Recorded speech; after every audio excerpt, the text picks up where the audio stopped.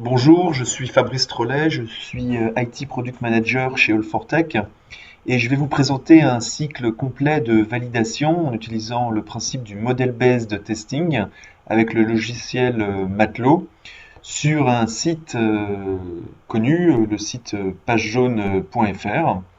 Nous avons modélisé sur ce site l'ensemble des accès qui permettent à un utilisateur de se connecter à son profil, qui permet par exemple de laisser des commentaires ou de noter par exemple si un restaurant lui plaît. Et afin de limiter le nombre de tests pour la démonstration, nous allons utiliser un algorithme spécifique qui est l'algorithme Most Probable, et nous allons l'appliquer sur un profil de test que donc, nous venons de créer sous votre écran, qui s'appelle le bloc CU Connect, qui va consister donc par rapport à un modèle que nous avons modélisé, d'appliquer des probabilités à 0%, comme vous voyez, et donc qui vont permettre donc à l'algorithme de générer un plan de test où il ne va pas passer sur les probabilités à 0%, mais de passer sur les probabilités qui restent à 100%, sachant que la somme des probabilités qui sortent d'un état, d'un rond, sont de 100%. Donc on vérifie ce qu'on vient de voir, et donc on voit qu'une flèche est plus grosse que les autres. Donc c'est la flèche sur laquelle nous allons passer pour le test, qui est égale à 100%. Et donc le test que l'on va faire et générer avec l'outil Testor que l'on voit va prendre en compte ce chemin. Donc nous ouvrons Testor, qui est un outil qui permet, à partir d'un modèle que l'on va pouvoir réaliser avec Matelot Editor, de lire ce modèle afin de générer les plans de test.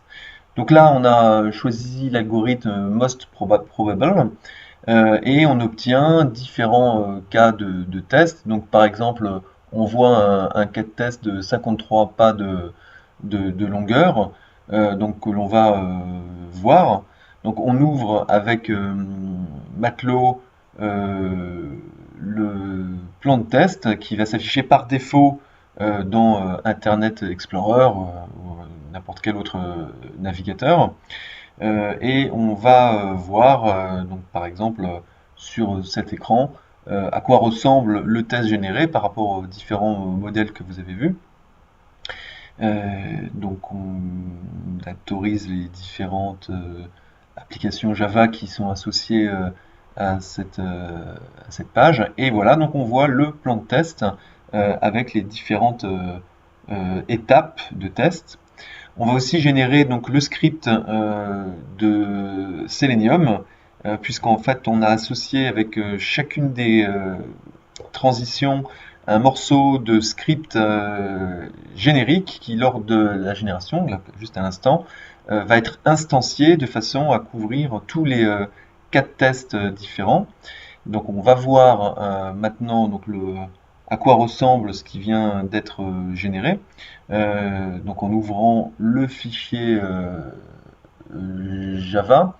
Donc nous avons utilisé Selenium pour Java, mais cela pourrait fonctionner avec n'importe quel autre script, comme par exemple Qtp ou autre. Donc voici le script, pagejaune-test.java, où en fait on a généré uniquement les entêtes et les différents paramètres d'entrée et sortie qui seront appelés par le script et qui intègrent donc l'ensemble des enchaînements de la test de la suite test et qui intègre aussi donc les différentes fonctionnalités avec par le biais d'import de bibliothèques et qui permettront donc du coup de savoir quelles sont les procédures et fonctions à appeler. Donc on revient sur le plan de test, on peut voir graphiquement où est-ce que va passer le test. Donc là on voit qu'on passe dans la gestion des accès et on voit donc tous les chemins en rouge ainsi que les étapes derrière sous forme de cas de test sur lequel on va passer. Donc l'équivalent de ce qu'on vient de voir en plan de test graphique est sous vos yeux sous l'équivalent Java. Donc on voit l'ensemble des fonctionnalités d'inscription, d'exemples de mots de passe perdus, d'envoyer des clés, de cliquer sur les différentes boîtes de dialogue. Et donc ce script qui vient d'être généré, on va l'exécuter maintenant avec Selenium, donc dans l'environnement Eclipse. Donc pour cela, on va lance les tests. Et donc Selenium là ouvre Firefox pour exécuter les tests. On aura pu choisir n'importe quel autre navigateur. Et voilà, donc sur l'écran, vous pouvez voir l'automatisation.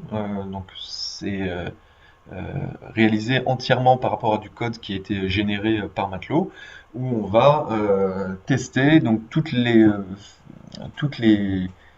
étapes que l'on a sélectionnées, donc sur notre test d'une cinquantaine de cas de tests, sur l'exemple. Donc là, il va rentrer par exemple des exemples d'emails qui sont existants ou pas existants, qui mènent à des erreurs, par exemple le message d'erreur en haut que vous voyez,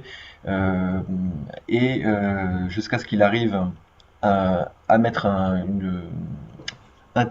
exemple de mot de passe qui va lui permettre de rentrer dans le compte et de vérifier que l'application est bien connectée. Donc on voit en haut qu'on est bien connecté, donc on peut avoir accès maintenant à ses avis, ses carnets d'adresses, ce genre de choses, et à sa page de gestion de compte. Là, on s'est déconnecté.